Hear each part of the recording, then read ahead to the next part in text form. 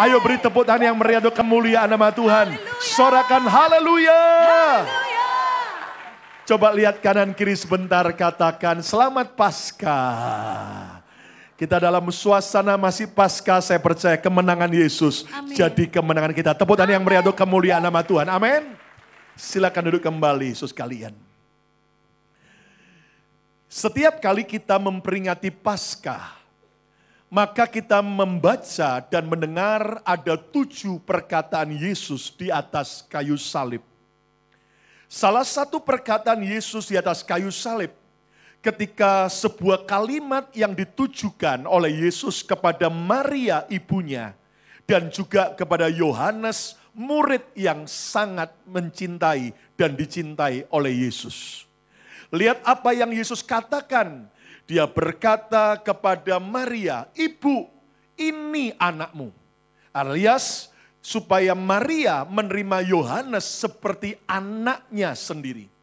Lalu kemudian Yesus juga menatap dari atas kayu salib kepada Yohanes. "Yohanes, ini adalah ibumu." Dan saudara sekalian, Alkitab berkata sejak hari itu maka Yohanes menerima Maria ibu Yesus di rumahnya. Nah, apa yang kita bisa belajar? Hal ini menunjukkan betapa cinta Yesus kepada keluarga. Yang setuju, katakan amin. Kata bersama saya, Yesus cinta keluarga. 2, 3. Kurang nyaring, Yesus cinta kepada keluarga. Dan itu sebabnya kalau kita belajar mengapa mujizat pertama yang Yesus lakukan memulai pelayanannya. Kenapa Yesus tidak membangkitkan Lazarus yang mati? Kenapa Yesus tidak melipat gandakan 5 ketur roti dan 2 ekor ikan, mengenyangkan 5.000 orang dan sisa 12 bakul? Kenapa Yesus tidak menyembuhkan Bartimius yang buta pertama kali dalam pelayanannya? Tetapi kenapa Yesus pertama kali membuat mujizat menyelamatkan pesta perkawinan di kota Kana?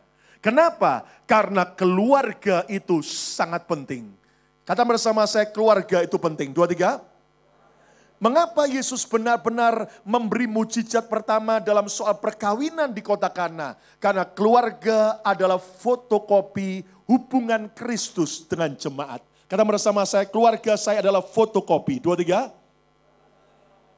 Orang bisa melihat bagaimana Yesus itu baik. Kalau melihat pernikahan keluarga kita juga baik. Katakan amin. Orang bisa melihat bagaimana Yesus itu penuh dengan kasih. Kalau rumah tangga kita juga penuh dengan kasih. Katakan haleluya. Keluarga juga adalah sumber.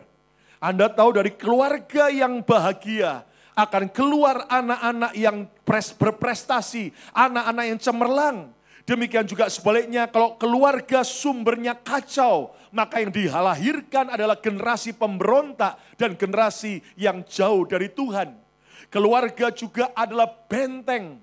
Kenapa? Karena di tengah-tengah dosa, di tengah-tengah kerusakan moral. Tapi kalau keluarga kita menjadi benteng untuk ditanamkan kebenaran firman, maka yang terjadi keluarga kita akan tetap hidup di dalam kekudusan Tuhan. Katakan yes. Nah, kenapa Yesus membuat mujizat pertama menyelamatkan perkawinan di kota Kana? Karena keluarga itu juga sangat rumit. Nah, judul khotbah saya dalam kebaktian yang ketiga ini adalah It's Complicated. It's complicated. Ini rumit. Tahukah Anda bahwa keluarga itu rumit? Tahukah Anda bahwa pernikahan itu rumit? Mengapa keluarga itu rumit? Jawabannya yang pertama, karena banyak perbedaan. Betul apa betul? Dalam keluarga itu banyak perbedaan. Antara suami istri ada banyak perbedaan. Jelas harus beda jenis kelaminnya. Saudaraku, katakan amin, saudaraku. Tidak boleh menikah yang sejenis. Haleluya. Tuhan ciptakan Adam dan Hawa. Bukan Adam dan Aliong, saudara. Bukan Hawa dan Wawa. Enggak. Adam dan Hawa. Nah, lihat dari jenis kelamin aja sudah ada perbedaan. Apalagi banyaknya perbedaan dalam perbedaan sifat dan karakter. Lihat antara suami istri sifat dan karakternya berbeda. Coba bagi Bapak Ibu yang datang dengan pasangannya, coba pandang-pandangan dulu. Suami istri saling pandang-pandangan. Jangan pandang istrinya orang lain, saudara. Tapi pandang pada istri dan pada suami Anda, coba pandang dulu. Tanya, kita banyak bedanya enggak, saudara? Nah, jelas banyak beda, sifat dan karakternya banyak beda. Lihat, suami itu laki-laki pemikir, ya kan? Tapi kalau wanita itu perasa, ya kan? Makanya disebut wanita itu makhluk perasa, makhluk halus, saudara. Kenapa halus perasaannya, saudara? Tapi laki-laki itu pemikir. Kalau nggak percaya, coba lihat kalau suami istri sudah mulai diskusi, anak sudah mau lulus dari SMA, mau kuliah di mana? Coba lihat. Kemudian lalu si suami bilang sama istrinya, "Ma, Papa pikir anak kita lebih baik kuliah di Singapura." Lalu istrinya berkata, "Tapi Pak, Mama rasa anak kita lebih baik di Jakarta saja." Nggak bisa Papa pikir, Mama rasa, Papa pikir, Mama rasa. Nah lihat, itu sudah berbeda. Apalagi beda yang satu romantis, gitu. Lihat bunga aja udah langsung matanya keluar bunga-bunganya, saudara. Tapi yang satu ternyata sangat nggak romantis, kasar, cenderung cuek. Itu perbedaan. Lihat suami istri keluarga ada perbedaan. Yang satu boros, yang satu pelit sekali, saudara. Itu namanya jodoh, katakan amin. Kenapa? Kalau sama-sama pelit, amsyong, saudara. Tapi kalau sama-sama boros, bangkrut ke rumah tangga, saudara sekalian ya. Yang satu pendiam, yang satu ramai, gaul banget, ya kan. Loh kenapa? Karena itu, ya toh. Karena kalau suami istri sama-sama pendiam, bukan rumah, kuburan, saudara. Kalau sama-sama ramai, bukan rumah, namanya pasar malam, saudara. Nah, lalu yang satu cekatan, tapi yang satu lamban, ya toh. Nah, coba lihat laki-laki dan wanita, soal shopping aja beda sifat karakternya, ya toh. Laki-laki mau beli kaos kaki ke mall, langsung tujuannya straightforward, cari kaos kaki, beli, bayar, pulang.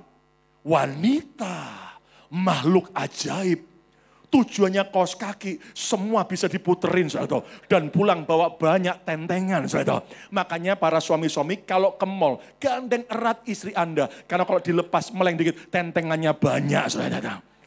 Nah, saudaraku, perbedaan apa lagi? Perbedaan bagasi, ya kan? Nah, Anda tahu ini istilah. Kalau sudah lihat ke airport, orang kalau pergi traveling, bawa koper masing-masing, bagasi masing-masing. Artinya apa? Begitu bagasinya dibuka, isinya beda-beda enggak? Jelas beda. Tahukah Anda bahwa setiap kita punya banyak perbedaan bagasi, latar belakang keluarga, trauma masa lalu, semua pendidikan di masa lalu, semua punya bagasi yang beda-beda. Apalagi perbedaan pola pikir, bahkan perbedaan yaitu generasi, saudaraku. Lihat dalam keluarga seringkali ada, saudaraku, tinggal satu rumah 2 generasi yang berbeda. Atau ada juga 3 generasi. Ada opa oma, ada papa mama, dan juga bahkan ada apa? Ada cucu dan anak, saudara. Dan lihat, beda generasi. Makanya hari ini ada banyak orang frustrasi. Kenapa ya anak-anak muda ini sekarang kurang ajar. Papa ngomong A, lalu anak kemudian argumentasi, tanya why. Nah, Bapak Ibu jangan anggap anak saudara kurang ajar. Tapi itu karena beda generasi. Zaman kita dulu, kalau orang tua kita A, maka kita harus berkata ini, siap presiden. Ya kan? Nggak boleh bantah.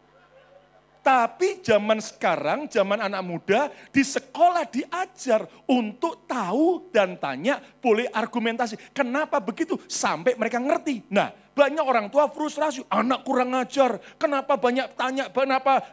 Nah, saudaraku, kita orang tua harus memahami, maka kita menjelaskan dengan jelas, kenapa alasannya kita membuat keputusan itu. Nah, kenapa? Karena banyak perbedaan generasi. Makanya saudaraku kata orang, kenapa pria dan wanita sejak menikah itu dapat julukan di depannya beda-beda, ya kan? Kalau pria menikah julukannya tuan. Kata bersama saya tuan, 2, 3. Kalau wanita sejak menikah julukannya apa? Nyonya, NY, ya kan saya. Nah, ternyata itu ada artinya. Kenapa seorang pria sejak menikah julukannya ada tuan? Artinya, anterin bini shopping. Tuh angkatin belanjaan bini. Tuh anjurin bini berhemat. Tuh anggap bini selalu benar. Nah, saudara sekalian, sementara wanita sejak menikah disebut NY, nyonya. Artinya apa, so? Ya, sejak dia menikah, dia harus nyetrika. Dia harus nyapu, dia harus nyambel, nyuci, bahkan nyalon juga, saudara sekalian. Nah, saudara sekalian, ada banyak perbedaan dalam keluarga. Makanya it is complicated, sangat rumit.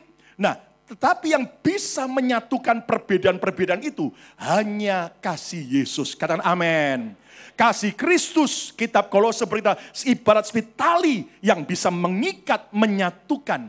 Nah, kasih Yesus itu seperti tali yang bisa mengikat, menyatukan perbedaan-perbedaan yang ada. Saya mau tanya, siapa di sini yang hobinya mancing? Angkat tangan. Oh, saya juga hobi mancing, Pak. Yang pasti bukan mancing kerusuhan, saudara. Tapi mancing ikan.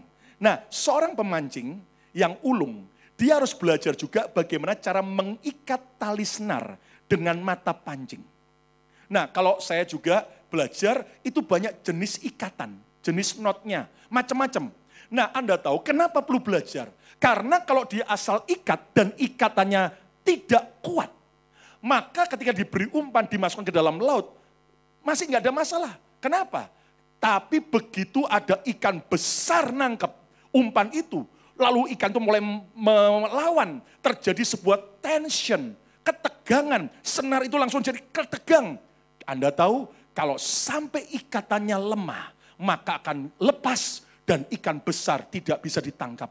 Tetapi kalau sampai ikatannya kuat, saudaraku, seperti blue marlin, dia melawan sampai setengah jam, 1 jam baru bisa. Tapi ikatannya kuat, walaupun ada ketegangan, tidak akan putus. Anda tahu berapa banyak keluarga berkat besar, ikan besar sudah di depan mata, tapi lolos. Kenapa? Karena ikatan kasihnya tidak kuat.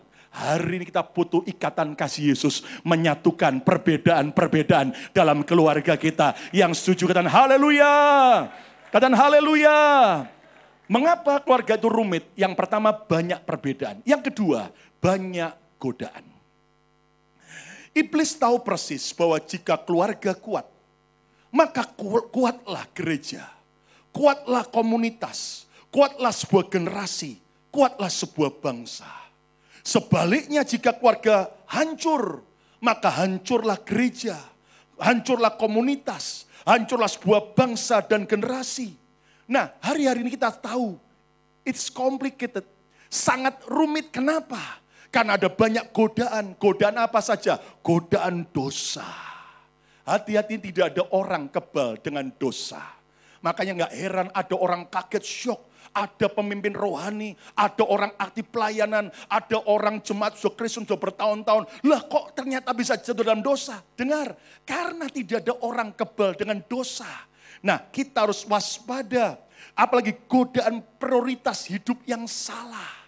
Di tengah-tengah kesibukan Anda seperti di Jakarta begini, tanpa sadar kita bisa tergoda untuk lebih memprioritaskan pekerjaan, lebih memprioritaskan yaitu uang daripada Tuhan dan keluarga. Hati-hati, ada juga godaan untuk lari dari kenyataan hidup. Ketika pernikahan kita, ketika keluarga kita mengalami goncangan, kemudian kita banyak dilukai, ada banyak orang berpikir untuk lebih baik tergoda lari saja. Dengar baik-baik, perceraian itu bukan kehendak Tuhan. Perceraian bukanlah jalan Tuhan. Tapi mari belajar ketika melewati keadaan sulit apapun, tetaplah setia bertahan. Maka Tuhan akan buat mujizat untuk memulihkan pernikahan kita. Katakan amin. Bahkan godaan good friend zaman now, saudaraku. Ya, nah mari kita belajar, ini banyak godaan. Dan cara mengalahkan godaan adalah apa? Saat kita berdiri teguh di dalam Yesus. Kata bersama saya, berdiri teguh dalam Yesus. 2, 3. Banyak perbedaan, banyak godaan. Alasan yang ketiga, kenapa keluarga itu rumit? Yang ketiga, banyak beban pergumulan.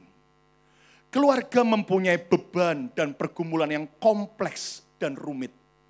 Setiap orang pasti punya pergumulan. Apa saja? Beban pergumulan keuangan. Mungkin dalam posisi ekonomi lagi lesu, ada banyak beban pergumulan soal keuangan, apalagi beban pergumulan soal moral. Ketika di gereja diajar kebenaran, tapi di luar kenyataannya berbeda. Di situ ada sebuah beban pergumulan moral. Mana yang kita mau turuti? Gereja mengajarkan hidup lurus, hidup kudus. Sementara di luar mengajarkan hidup kudisan, saudaraku. Nah, bagaimana kita harus belajar bisa mengambil keputusan. Bahkan beban pergumulan dalam soal parenting, mendidik anak. Hari-hari ini ada begitu banyak orang tua frustrasi karena ternyata seringkali ada gap yang besar antara generasi dan juga beban pergumulan yang tak terduga. Mungkin musibah, mungkin sesuatu yang di luar dugaan. Tapi dengar baik-baik, walaupun keluarga banyak beban pergumulannya, tapi keluarga sangat membutuhkan kekuatan, hikmat, dan mujizat daripada Tuhan Yesus yang membutuhkannya. Tepuk tangan yang meriah untuk kemuliaan nama Tuhan. Katakan amin. It's complicated, sangat rumit. Nah, sekarang kita akan belajar bagaimana kita alami kemenangan. Siapa mau mengalami kemenangan dengan mujizat? Angkat tangan saudara, kata bersama saya, ajari saya Tuhan. 2, 3. Mari kita lihat peristiwa bagaimana Yesus buat mujizat di kota Kana. Yohanes 2 ayat pertama sampai 11. Saya ajak saudara untuk baca ayat ini saut bersautan. Yang ganjil saya baca, yang genap tolong saudara-saudara baca dengan suara nyaring dan kompak. Yohanes 2 ayat pertama mulai. Pada hari ketiga ada perkawinan di Kana yang di Galilea.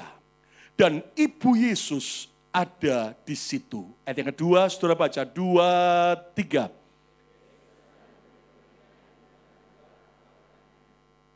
Ketika mereka kekurangan anggur, ada sebuah problem. Ibu Yesus berkata kepada Yesus, mereka kehabisan anggur. Ayat yang keempat, 2, 3.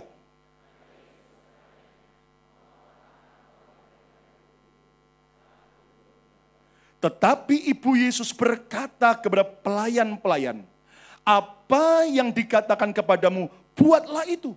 Apa yang Yesus katakan padamu, buatlah itu. Ayat yang ke-6, 2, 3.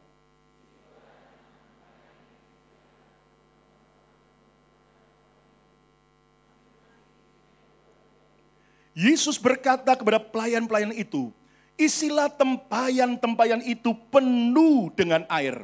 Dan mereka pun mengisinya sampai penuh. 8.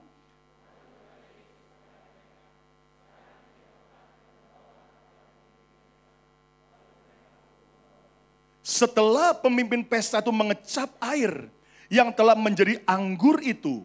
Dan si manajer pesta itu tidak tahu dari mana datangnya. Tetapi pelayan-pelayan yang mencedok air itu mengetahuinya. Ia memanggil mempelai laki-laki. Ayat 10, 2, 3.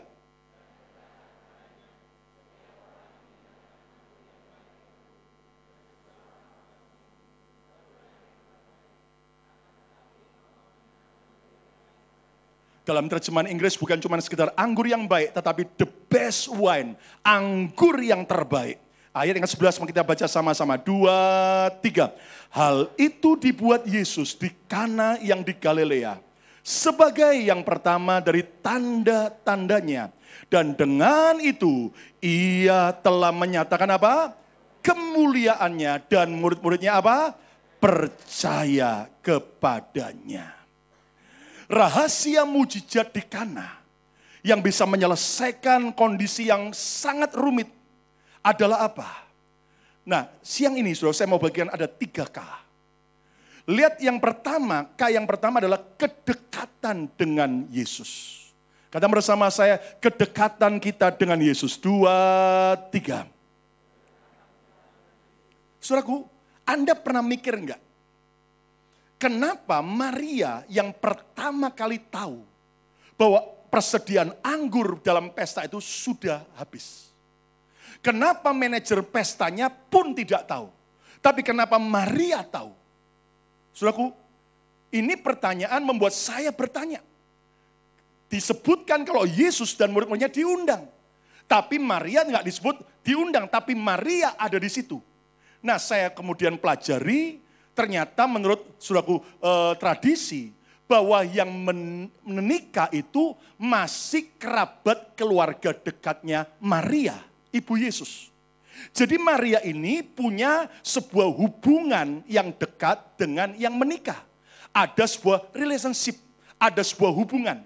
Nah, lihat yang ajaib begini. Yesus juga diundang. Yesus ada. Nah, dengar baik-baik. Tahukah Anda bahwa apapun upaya manusia, kepandaian manusia, kerja keras manusia, tapi tanpa Yesus semua bisa gagal. Tetapi kalau sudah kerja keras, kalau Anda cerdas, tapi Anda dekat dengan Yesus, maka sumber mujizat akan membuat hidupmu berhasil dan beruntung. Dan engkau akan lihat mujizat demi mujizat nyata dalam hidup saudara. Katakan amin. Tahukah Anda bahwa kedekatan kita dengan Yesus sangat menentukan kedekatan kita dengan mujizat. Semakin Anda dekat dengan Yesus, akan semakin Anda dekat dengan mujizat. Katakan amin. Semakin Anda dekat dengan Yesus, Anda akan semakin dekat dengan Yesus sang sumber hikmat. Sehingga Anda tidak akan pernah kekurangan hikmat. Semakin Anda dekat dengan Yesus, maka Anda akan alami kesembuhan. Karena Yesus adalah sumber kesembuhan. Katakan yes. Semakin Anda dekat dengan Yesus, Anda akan semakin dekat dengan yang namanya pemulihan. Kenapa? Karena Yesus adalah sang pemulih yang ajaib. Tepuk tangan yang meriah untuk kemuliaan Tuhan. Amin. Nah, yang bahaya adalah begini. Lihat kemari. Ada banyak orang Kristen hanya terjebak dengan aktivitas rohani. Tapi sebenarnya mereka tidak punya keintiman dengan Tuhan. Ada banyak orang cuma sekedar tahu Yesus, tapi tidak kenal dan tidak mengalami Yesus secara pribadi. Lihat bagaimana contohnya Ayub. Dia disebut saleh. Dia disebut orang yang takut akan Tuhan. Dia disebut orang yang benar-benar suka beribadah. Tapi pada bagian terakhir dia sendiri mengakui, dahulu aku tahu Tuhan dari kata orang. Namun sekarang mataku memandang engkau. Nah, hati-hati saudaraku. Makanya enggak heran. Ada orang aktif pelayanan. Ada orang aktif ke gereja. Enggak taunya tiba-tiba jatuh. Enggak taunya tiba-tiba saudaraku langsung kecewa sama Tuhan. Kenapa? Karena orang seringkali hanya cuman sibuk di aktivitas. Sorry to say, kalau Anda cuma sekedar rajin ke gereja, itu enggak cukup. Tapi Anda harus kenal Yesus secara pribadi. Keintiman tidak hanya dibangun oleh aktivitas, tapi keintiman dibangun oleh cinta dan juga waktu yang kita beri. Yang setuju, tepuk tangan yang meriah untuk kemuliaan nama Tuhan. Amin. Ada banyak orang cuma tahu Yesus. Cuma dengar kesaksian orang, tapi dia sendiri nggak pernah ngalami. Saya beritahu Anda rugi besar. Kekristenan bukan agama. Kekristenan bukan cuma sekedar kita kumpul-kumpul. Ini penting. Dan Anda harus dengar khotbah saya tadi yang kebaktian kedua. Kita perlu rumah Tuhan. Kita perlu rumah rohani. Tapi dengar, kita juga harus membangun sebuah keintiman, kedekatan dengan Yesus. Coba bayangkan seandainya di pesta itu tidak ada Yesus. Maka jelas itu pesta akan terhenti dan berantakan. Tapi sejak ada Yesus, ada mujizat, ada Yesus, ada pertolongan Tuhan, ada Yesus, ada berkat Tuhan. Tepuk tangan yang meriah untuk kemuliaan Tuhan. Kata bersama saya, kedekatan dengan Yesus. 2, 3.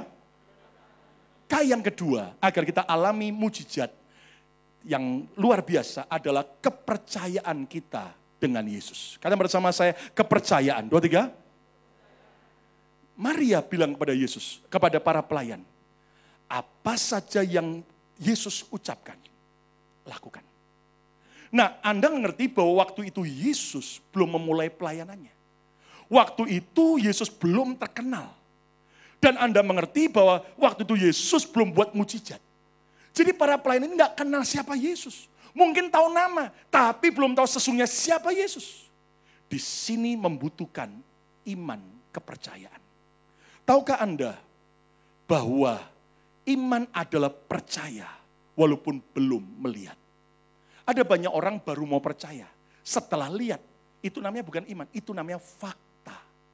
Saat ini mungkin waktu report dokter berkata, engkau sakit parah. Secara Anda lihat, mana ada kesembuhan, mana ada mujizat kesembuhan.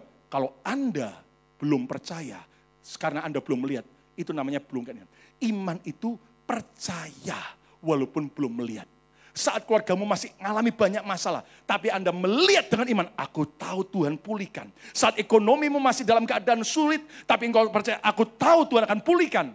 Itu artinya adalah iman. Jangan punya mental seperti Thomas. Kalau aku belum sampai megang tangan Yesus yang berlubang paku, aku belum taruh jariku ke dalam lambung Yesus, aku tidak bakal percaya. Makanya Yesus berkata pada Thomas, berbahagialah orang yang percaya walaupun belum melihat. Dan upah daripada iman adalah kita akan melihat apa yang kita percayai jadi kenyataan. Jadi kenyataan. Jadi kenyataan.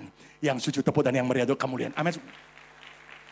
Kata bersama saya kedekatan dengan Yesus. 2, 3. Kata bersama saya kepercayaan dengan Yesus. Yang ketiga yang akan membuat kita alami mujizat adalah ketaatan kita dengan Yesus. Kata bersama saya ketaatan. 2, 3. Saudaraku, para pelayan waktu disuruh oleh Yesus isi tempayan penuh dengan air, masih masuk logika. Tapi ketika ada perintah cedok dan bawa kepada pemimpin pesta, loh ini kan bukan air minum, loh ini kan air untuk cuci kaki para tamu yang datang. Tidak masuk logika. Dengar baik-baik. Ketaatan itu jangan tunggu masuk logika saudara. Karena seringkali firman Tuhan memang nggak masuk logika. Tapi itu adalah kebenaran. Dan kalau Anda just do it, hanya taat saja, Anda lihat yang buat mujizat bukan kita. Tapi yang buat mujizat adalah Tuhan. Saya mau tanya dengan Bapak Ibu, dengar, coba lihat kemari. Yang mengubah air jadi anggur, para pelayan atau Yesus? Bukan pelayan loh. Tapi Yesus. Mereka cuma taat nyedok, isi air penuh nyedok. Tapi yang buat mujizat itu siapa? Yesus. Jadi hari ini kalau saudara berkata, Tuhan ketika dalam keadaan aku sedang susah, engkau berkata aku suruh nyanyi muji Tuhan dengan sukacita, nanti masalah beres. Aku gak bisa bereskan masalahku.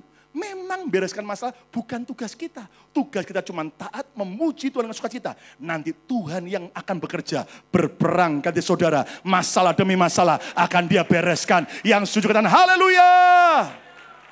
Sebagai hamba Tuhan, ketika Tuhan berkata, ayo doakan orang sakit. Yang menyembuhkan bukan kita. Kita hanya taat saja, kita hanya lakukan. Di situ Tuhan akan bekerja. Karena yang menyembuhkan adalah Yesus Tuhan yang ajaib. Katakan amin, saudara. Memang keluarga itu rumit. Tapi mari kita belajar untuk kita dekat dengan Yesus. Kita benar-benar saudaraku menjadi orang yang punya kepercayaan dengan Yesus. Gak pernah goyah, tapi juga punya ketaatan. Mungkin Anda berkata, Pastor Lukas, poinnya sederhana sekali. Saya sengaja berikan poin yang sederhana. Kenapa? Karena yang sederhana saja banyak orang tidak melakukan. Itu sebabnya hari ini seringkali kenapa mujizat belum terjadi dalam hidup kita. Kenapa seringkali berkat masih terhalang. Karena kita masih kurang percaya. Karena kita masih kurang dekat dengan Tuhan. Dan kurang yaitu taat. Hari ini belajar lebih taat, lebih intim dengan Tuhan. Dan lebih percaya. Maka engkau akan lihat anggur yang manis, yang terbaik dia berikan buat saudara dan saya. Tepuk tangan yang meriah untuk kemuliaan Tuhan. Amin. Thank you for watching this video.